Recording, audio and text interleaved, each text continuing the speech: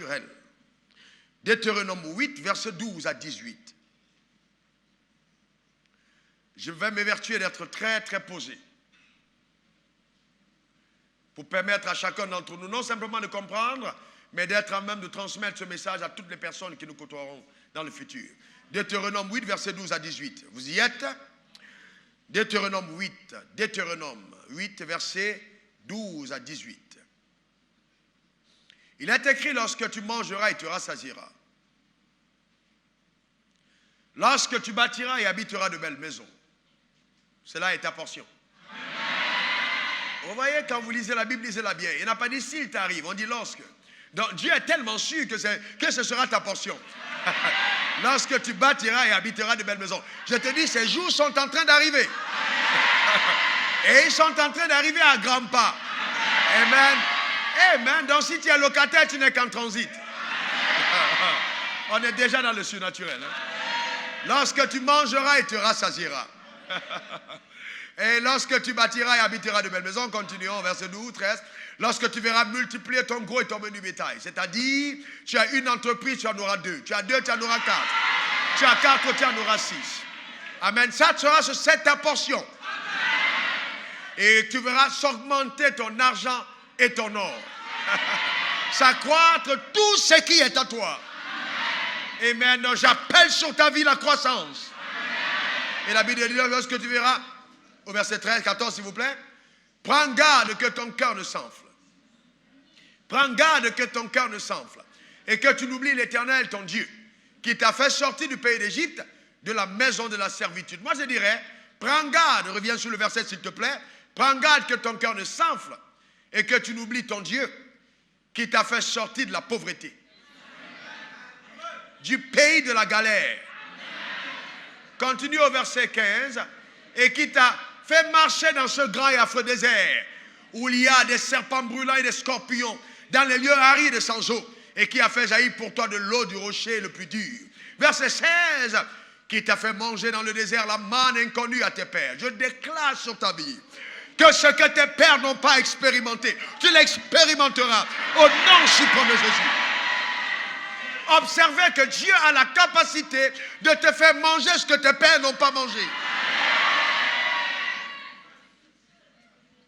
Il t'a fait manger dans le désert la manne inconnue à tes pères, afin de t'humilier et de t'éprouver, pour te faire ensuite du bien. Continue au verset 17. Garde-toi de dire en ton cœur, ma force et ma puissance, la puissance de ma main m'ont acquis ces richesses. Regardez, garde-toi de dire en ton cœur, ma force et la puissance de ma main m'ont acquis ces richesses. Garde-toi de dire en ton cœur, vous voyez, de dire en ton cœur, ma force et la puissance de ma main m'ont acquis ces richesses. Verset 18. Souviens-toi de l'Éternel, ton Dieu. Car celui qui te donnera de la force pour les acquérir, afin de confirmer, comme il le fait aujourd'hui, son alliance qu'il a jurée à tes pères. Nous parlons, d'accord, d'opérer dans le surnaturel. Ce texte nous fait reconnaître clairement ce que Dieu dit explicitement. Il nous fait savoir, à nous son peuple, que la bénédiction relâchée, vous voyez, que la bénédiction relâchée sur le peuple d'Israël était la conséquence des choses qui allaient arriver dans le futur. Donc ce peuple allait être visité, allait être béni, allait être enrichi, pas à cause de leur force, mais à cause de la force que l'Éternel donnerait à chacun d'entre eux. Et il dit, gardez-vous plus tard dans le futur de dire, c'est ma force, c'est ma puissance qui m'ont donné ces richesses. En d'autres termes, vous allez opérer dans le surnaturel. Vous n'allez pas être comme les autres. Ce n'est ni pas votre force, ce n'est ni pas votre puissance, mais c'est pas mon esprit. C'est ça justement, opérer dans le surnaturel. Comme pour dire que les choses qui vont vous arriver ne seront pas des choses communes à d'autres peuples. Mais aujourd'hui, regardez le peuple d'Israël. Le peuple d'Israël aujourd'hui reste et opère sous cette bénédiction. Comme quoi Dieu veille sur sa parole pour l'exécuter. Quelqu'un me donne un meilleur amen. Donc vous voyez, il dit, afin de confirmer son alliance comme il a juré à ses pères. Donc, quand il a juré à Abraham, il a béni Abraham. Il a dit à Abraham, ta postérité sera comme les étoiles du ciel. Et elle possédera les portes de ses ennemis. Mais il avait juré par lui-même. Et Abraham est déjà mort. Quand Dieu rappelle cette parole en disant, gardez-vous de vous dire par vous-même que ce sont votre force qui vous donneront les richesses que je vous accorderai. Moi, je vais accomplir ma parole promise à votre père Abraham. Que cela soit ta portion. Que le Dieu Tout-Puissant te donne d'avoir la révélation de l'alliance sous laquelle tu opères au nom de Jésus. Je veux dire encore aujourd'hui que les jours à venir, en ce qui concerne la vie de ceux qui, par la foi, saisissent les paroles que je relâche, seront totalement différents des jours passés. On mettra un rideau sur ton passé.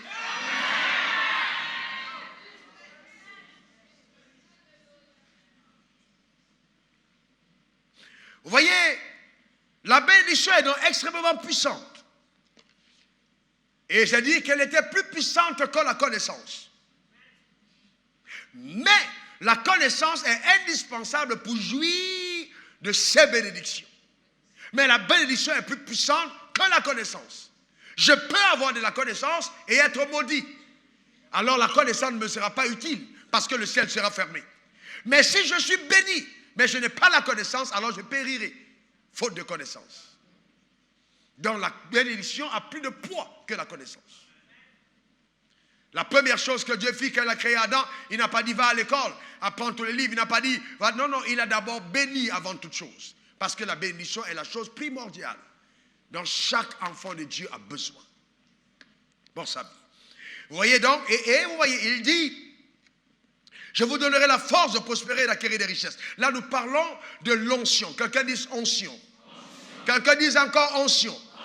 Vous voyez, il existe l'onction pour la prospérité.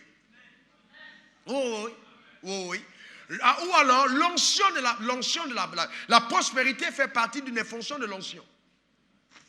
Pour être plus équilibré. La prospérité fait partie d'une fonction de l'onction. Et qu'est-ce que c'est l'onction? L'onction est une capacité surnaturelle. Une capacité surnaturelle que Dieu donne à un homme ou à une femme pour accomplir des desseins rattachés à son existence. Une capacité. Que quelqu'un dise une capacité. Que quelqu'un dise je reçois la capacité. Pour prospérer à tous égards. Alléluia. Donc l'onction est une capacité que Dieu donne à un homme ou à une femme pour accomplir un mandat, une exigence divine rattachée à sa personne. C'est ça l'onction. Et c'est pour ça qu'il dit, je vous donnerai la force de prospérer. Cette force en question, c'est de l'onction qu'il s'agit. Je vous donnerai la capacité surnaturelle qui vous permettra de prospérer et d'acquérir des richesses. Reçois-la encore ce soir, au nom suprême de Jésus. Et que tout ce que tu touches connaisse une prospérité sans pareil. Que quelqu'un dise c'est ma portion. Que quelqu'un dise c'est mon partage. Alléluia. Amen. Chaque fois qu'une parole est relâchée sous l'onction et que tu sens qu'elle te concerne, saisis-la par la foi. Ne la laisse pas passer. J'étais en train d'enseigner de la même manière en France. Et une dame a saisi la parole par la foi. Et pour raccourcir le témoignage, je disais, Dieu donne à quelqu'un de posséder une maison qu'elle n'a pas construite. Une maison pour laquelle elle ne s'est pas investie. La femme a saisi la parole par la foi, a couru se jeter devant l'autel. C'était vraiment sa parole. Quelques mois plus tard, je crois moins de 3 mois plus tard, quelqu'un l'a appelé et lui a offert une maison de 300 000 €, l'équivalent de 200 millions de francs CFA. Cadeau. Une autre femme ayant entendu le témoignage, pendant que le témoignage était rendu, elle s'est jetée aussi elle à son tour, mais pas devant l'autel cette fois, mais devant l'Éternel. Et aussi, elle a reçu une maison, mais elle était toute meublée. Je déclare sur ta vie que telle est ta portion au nom suprême de Jésus. Donne-moi le meilleur des amens. Écoutez-moi bien, j'entends le Seigneur me dire ceci. Si vous obtenez simplement les choses que vous avez acquis par votre propre force, alors moi je ne serai pas votre père. Quelqu'un n'a pas compris de quoi je parle. Si, écoutez-moi bien, si vous n'obtenez les choses que vous avez acquises que par votre propre force, alors je ne serai pas votre père. Un père prend un grand plaisir à donner des choses à ses enfants. Reçois la grâce en haut, au nom suprême de Jésus. Alléluia. Que ton père t'accorde de nouveaux terrains, de nouvelles voitures, de nouvelles entreprises, de nouvelles chaussures, un héritage nouveau, au nom suprême de Jésus. Amen. Vous voyez, nous sommes en période de jeûne et il y a certains d'entre vous qui pensaient que c'est parce que vous jeûnez que Dieu vous exauce. Comme si Dieu a besoin que vous ayez faim pour vous exaucer. Si c'était ça Dieu, c'est qu'il est mauvais. Vous voyez, il y a des gens qui pensent ça, vous comprenez? Il faut d'abord que je jeûne. C'est quand je suis à 21 jours de jeûne que Dieu m'exauce. Qui vous a dit ça? C'est pas vrai. Non, non, non, non. Le jeûne te change, il ne change pas. Dieu est bon. Il est toujours bon, il est bon. Il est bon pour toi. Il veut te faire du bien. Le Dieu qu'on nous a décrit dans la religion, ce n'est pas le Dieu que je connais. Ce n'est pas celui qui m'a servi. Il est toujours là, il va te frapper, il va te faire ci, il va te faire ça. Pourquoi vous ne parlez pas de la bonté de Dieu? Dieu est bon. Il te fera du bien. Tu vas me mourir en riant.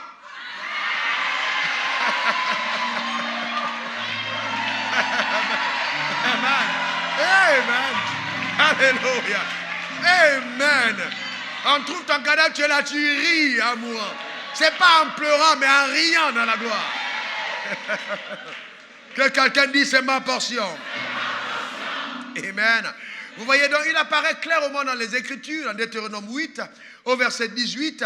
D'accord? Il dit, souviens-toi de l'Éternel ton Dieu, car c'est lui qui te donnera la force pour les acquérir, afin de confirmer, comme il le fait aujourd'hui, son alliance qu'il a juré à tes pères.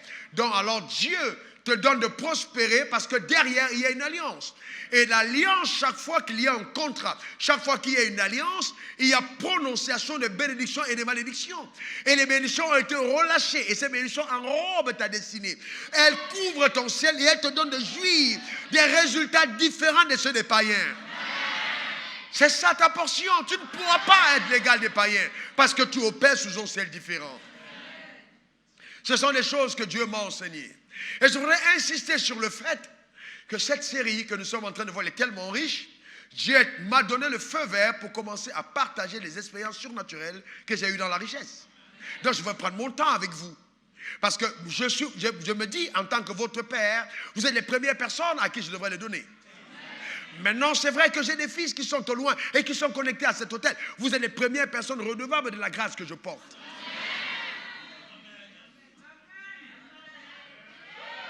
Est-ce que quelqu'un comprend de quoi je parle? Mais c'est très important. Maintenant, regardez dans la Bible. Allons-y dans Luc 4. Regardons quelque chose, verset 17 à 21. Luc 4, verset 17 à 21. Vous y êtes? On lui remet le livre du prophète Ésaïe, l'ayant déroulé, il trouva l'endroit où il était écrit. Bon, j'aime ça. On lui remet le livre du prophète, l'ayant déroulé, il trouva l'endroit où il était écrit. Verset 18. L'Esprit du Seigneur est sur moi. Parce qu'il m'a oint pour annoncer une bonne nouvelle aux pauvres. Parce qu'il m'a oint pour annoncer une bonne nouvelle aux pauvres. Parce qu'il m'a oint pour annoncer une bonne nouvelle aux pauvres. Vous savez, quel que soit ce que vous dites à un pauvre, la bonne nouvelle ne sera jamais soit intègre. Jamais de la vie. La bonne nouvelle pour un pauvre, c'est qu'à partir d'aujourd'hui, tu vas manger. À partir d'aujourd'hui, tu vas boire. À partir d'aujourd'hui, tes enfants vont aller à l'école. À partir d'aujourd'hui, toi aussi, tu vas rouler en voiture. À partir d'aujourd'hui, tu vas dormir ici dans la clim. Pendant que je suis en train de le dire, j'efface tout impact de la pauvreté sur ta vie. Chacune de ces paroles est ton partage. Alléluia. Amen. Fais la photo de là où tu dors. Ce sera ton témoignage. Dieu m'a oint pour annoncer la bonne nouvelle aux pauvres, pour proclamer aux captifs la délivrance et aux aveugles le recouvrement de la vue, pour envoyer livre les opprimés, pour publier l'année de grâce du Seigneur. Ensuite, il roula le livre et le remit au serviteur et s'assit. Tous ceux qui se trouvaient dans la synagogue avaient les regards fixés sur lui. Alors il commença à leur dire, aujourd'hui, cette parole de l'Écriture que vous avez entendue s'est accomplie. Revêtus de la même grâce, j'annonce Ce que vous venez d'entendre, c'est accompli. Alléluia. Amen. Vous voyez que là, Jésus parle de l'onction. Mais vous savez, aujourd'hui, quand on parle de l'onction, les gens voient simplement l'onction comme pour guérir les malades. Vous savez, quand vous avez un téléphone, le téléphone a plusieurs fonctions.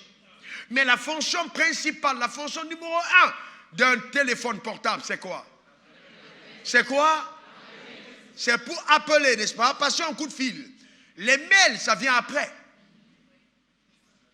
D'accord? Ça vient après. Et avoir que vous ayez tout un ordinateur intégré, ça vient après. C'est des valeurs ajoutées à ton téléphone. Mais sinon, la fonction première, c'est appeler. Maintenant, quand vous voyez le descriptif de l'onction, vous allez être surpris. Quand vous étudiez sur l'onction, que Dieu a donné la première fonction de l'onction, c'est de restaurer le pauvre. La première fonction, ce n'est pas de guérir le malade, c'est de restaurer le pauvre. La première fonction de l'onction, c'est la restauration du pauvre. Parole de l'onction, c'est de la libération. D'abord le pauvre. En ce jour-là, son fardeau sera ôté de dessus de ton épaule. Et son joug de dessus de ton cou. Et la graisse, c'est-à-dire l'onction, fera éclater le joug. C'est de ça qu'il s'agit. Donc la première fonction de l'onction, c'est quoi? C'est libérer le pauvre. Ça fait pas la première fonction. C'est cité en premier. Mais aujourd'hui, vous voyez, vous croyez plus facilement que Dieu peut guérir un malade, que Dieu peut faire lever un paralytique d'une chaise. Imaginez un seul moment, comme des cas de guérison qu'on a eu. Quelqu'un a un cancer de sang. La personne se trouve aux États-Unis. La mère vient ici au temple de la foi. Elle se tient devant l'autel. Elle fait un vœu à Dieu. Elle dit, si mon enfant est guéri, j'apporte une sémence. L'enfant est guéri au Texas. Est-ce que ce n'est pas extraordinaire comme miracle, ça? Maintenant, il est guéri au Texas d'un cancer de sang. Guéri au Texas. Mais est-ce que ce n'est pas surnaturel? Maintenant, si une puissance est capable, à distance, de guérir quelqu'un qui n'a pas été en contact avec l'autel, pourquoi vous ne croyez pas que cette onction est capable de prendre la vendeuse arachide et d'en faire une femme riche? Est-ce que vous comprenez? Donc ça veut dire que Dieu peut prendre la vendeuse à Loco, là devant, et en faire la femme la plus riche à Côte d'Ivoire. Mais qu'est-ce qui fait la différence? C'est la demande que vous mettez sur l'onction. Quand vous venez à l'église, vous croyez au miracle. Mais le miracle physique, vous ne croyez pas au miracle financier. C'est pour ça qu'il n'arrive pas. Il est dit qu'il te soit fait selon ta foi. Alors des limites, oui, ça fait selon ta foi. Alors des limitations ont été imposées. Oui, si tu n'as pas eu un doctorat, si tu n'as pas eu une agrégation, tu ne peux pas avoir de la vie, c'est un mensonge. C'est comme papier que les gars ont eu. Est-ce que quelqu'un comprend de quoi je parle? Oui, c'est un mensonge. La preuve, avec leur doctorat, certaines personnes ne peuvent même pas créer un emploi. L'onction, c'est une capacité extraordinaire. Donc, qui est capable de restaurer le pauvre. Donc, vous voyez, une fois que j'ai reçu le Saint-Esprit, je devrais être en même de déclarer, je suis libéré de la pauvreté. Certaines personnes pensent que j'exagère. Mais regardez ce que Jésus a dit dans Jean 10:10. Le voleur ne vient que dérober, égorger. Qu'est-ce qu'il a dit? Dérober, égorger et détruire. Mais moi, je suis venu, Jean 10:10, afin que mes brebis aient la vie et qu'elles soient dans l'abondance. Moi, je suis venu afin que les brebis aient la vie. Regardez bien, je suis venu afin que les brebis aient la vie. Et qu'elles soient, ça veut dire que lui-même, il reconnaît que la vie qu'il est venu restaurer, la première fonction, c'est que tu prospères. C'est écrit. Ce n'est pas afin que tu parles en langue. Rakata, rekete, rokoto. Non, c'est pas ça. C'est afin que tu sois l'abondance. C'est ce que Dieu dit. Est-ce que quelqu'un comprend de quoi je parle? C'est la raison de la vie Zoé. Conduit le peuple de Dieu dans l'abondance. Ça veut dire en d'autres termes que la présence de la pauvreté dans la vie d'un croyant est une illégalité, numéro 1. Quelque chose d'illégal. Numéro 2, c'est une anormalité. Numéro 3, c'est la présence évidente d'une malédiction persistante. Numéro 4, c'est une empreinte visible de Satan dans ta vie. Numéro 5, c'est un témoignage qui se prépare. Alléluia. C'est un témoignage qui se prépare. Amen. Alléluia. Amen. Yes. Amen. C'est un témoignage. Amen. J'ai été là. Je sais de quoi je parle. Je vous comprends bien. Et c'est pourquoi vous m'aimez. J'ai été à votre place. Je connais ce que vous traversez. Je sais de quoi il s'agit. J'ai été là. J'ai traversé des situations où on te regarde et puis on te méprise. Je connais ça. Où tu veux aller à l'église, les autres sont là, ils donnent dans les enveloppes. Toi, tu mets une paix de 50, tu camoufles. Je connais ça. Et tu es obligé de déposer silencieusement pour que ça ne cogne pas dans la caisse. Je déclare que cette situation se change en témoignage au nom suprême de Jésus. Alléluia. Amen. Amen. Tu vas témoigner, bien-aimé. C'est un témoignage. Ça se change en témoignage. Clairement, parce que ma Bible est claire. Il dit, je forme la prospérité et je crée l'adversité. D'accord? Donc c'est important de comprendre ces choses. L'onction est sur toi. Amen. L'onction est sur toi. Alléluia. Donc c'est la première fonction. C'est afin de te conduire de façon inéluctable dans une vie d'abondance. Dans une vie d'abondance. Et vous savez, Dieu n'a pas simplement envie que tu aies de quoi manger.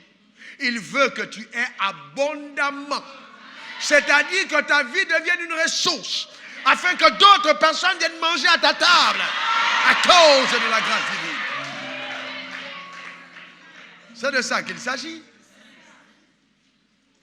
D'accord? C'est de ça qu'il s'agit. Et je vais vous dire, aussi longtemps que Dieu existe, je prends le monde entier à témoin. Vous allez voir ici, je dis bien, je prends le monde entier à témoin.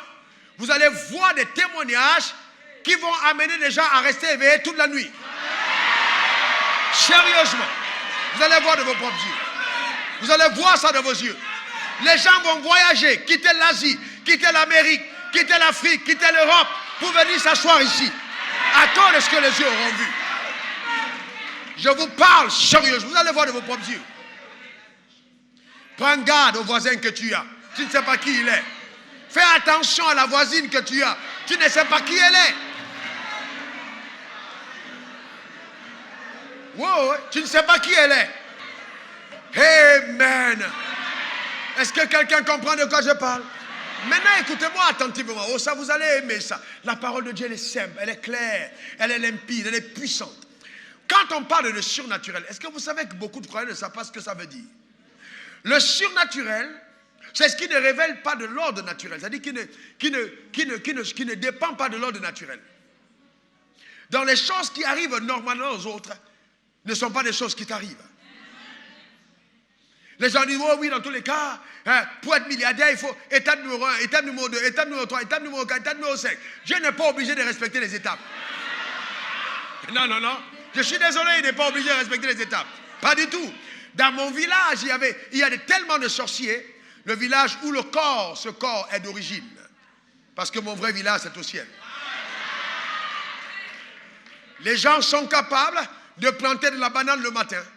Et vous êtes là, ils dansent autour de la banane. En 5 minutes, le bananier a poussé. Et sérieusement, et juste après que le bananier est poussé, on cueille la banane, elle est mûre en 5 minutes et on partage pour faire manger. Les gens mangent. Oui, c'est des choses qui... Mais vous voyez, c'est les puissances diaboliques. Mais vous voyez, et vous savez, c'est vrai que Dieu va faire, il y a un ordre des choses, on commence 1 million, 5 millions, 10 millions, 15 millions, mais certains d'entre vous ne passeront pas par les mêmes étapes. Pas du tout. Sérieusement, pas du tout. Est-ce que quelqu'un comprend de quoi je parle? D'ailleurs, le message que nous, la série dans laquelle nous sommes, va t'introduire dans l'inexplicable. C'est-à-dire que les choses qui vont t'arriver, les gens qui te connaissaient, qui étaient tes amis, vont devenir tes ennemis. Ils vont commencer à te détester. Parce que ton accélération sera tellement puissante que les gens sont obligés d'être jaloux à cause de ce que Dieu a déversé sur ta vie. Je prophétise un changement d'amitié. Que tu le veux ou pas, tu vas changer d'amis. Parce que tes anciens amis ne vont pas te supporter. Ils ne peuvent pas te supporter. Dieu t'amène à une vitesse incroyable. Nous parlons de l'opération du surnaturel. Reçois cela sur ta vie au nom suprême de Jésus.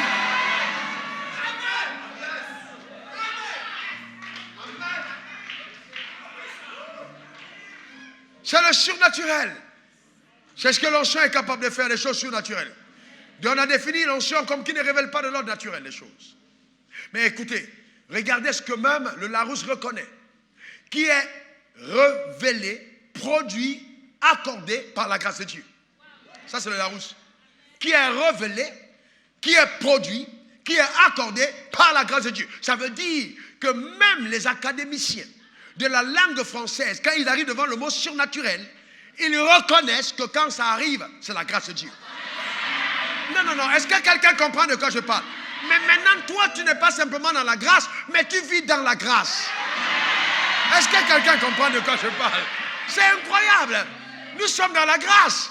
Donc ça veut dire que la grâce donne à ta vie de connaître une ascension surnaturelle. Que quelqu'un dise c'est mon partage. Que quelqu'un dise c'est ma portion. Que quelqu'un dise c'est mon héritage. Alléluia. Amen.